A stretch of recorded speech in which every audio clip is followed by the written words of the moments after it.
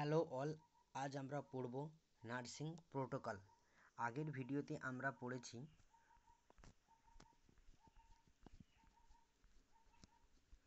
Quality assurance cycle.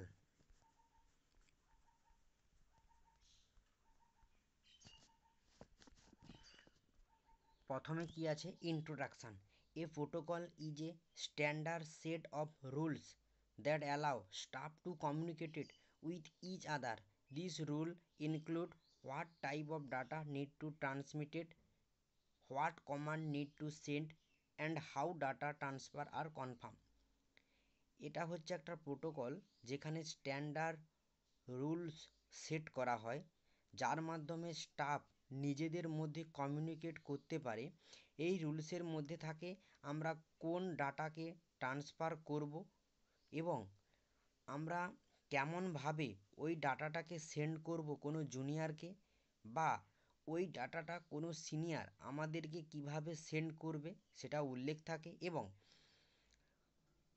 ডাটাটাকে আমরা কিভাবে transfer করব এবং শেষে সেটাকে কিভাবে কনফার্ম করব, পুরোটাই এই প্রোটোকল অর্থাৎ নার্সিং প্রোটোকলের মধ্যে উল্লেখ থাকে। তারপরে কি আছে? মিনিং।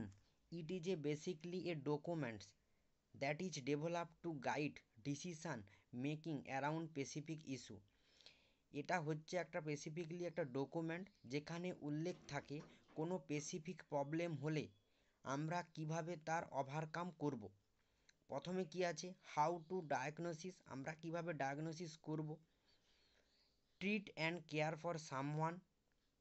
তারপরে কি আছে? The protocol is set by step manner what action to be taken by explaining the reason and justification of each action.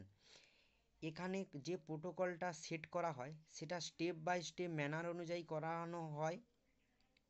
এখানে প্রত্যেকটা অ্যাকশান যে নেওয়া হয় তার রিজন এবং জাস্টিফিকেশান এক্সপ্লেন করা হয়। তারপরে কি আছে? It is like a guide book for health care professional to get best outcome A avoid possible problem. এটা হচ্ছে একটা গাইড বুক যেখানে কোনো প্রবলেম এলে আমরা কিভাবে তার ওভারকাম করব এবং বড় প্রবলেমকে কিভাবে আমরা অ্যাভয়েড করব তার উল্লেখ থাকে। তারপরে কি আছে? Consist a good protocol.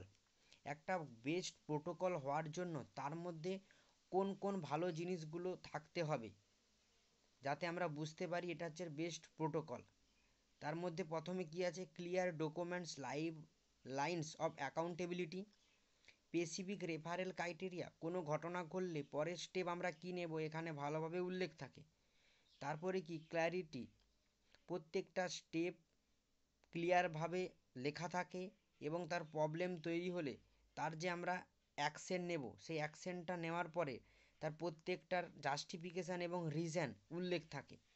তারপরে কি আছে? ব্রিফিটি, এখানে প্রত্যেকটা অ্যাকশনের বা প্রত্যেকটা গাইডের মেন পয়েন্টগুলো উল্লেখ থাকে যাতে আমরা সহজে বুঝতে পারি। তারপরে কি? ফিড উইথ প্রফেশনাল গাইডলাইন্স, এই 5টা পয়েন্ট এখানে থাকে। তারপরে কি আছে? প্রোটোকল অ্যাপ্লিকেশান ইন নার্সিং, প্রোটোকলেরকে কীভাবে আমরা অ্যাপ্লাই করব ইন নার্সিংয়ে। It offence deal of procedure that need medical opinion. Example, physicians order a gram of penicillin be given to a patient in 1 liter of 5% dextrose. Physicians order দেয় কিভাবে আমরা মেডিসিনটা দেব, সেই অনুযায়ী নার্স কী করে?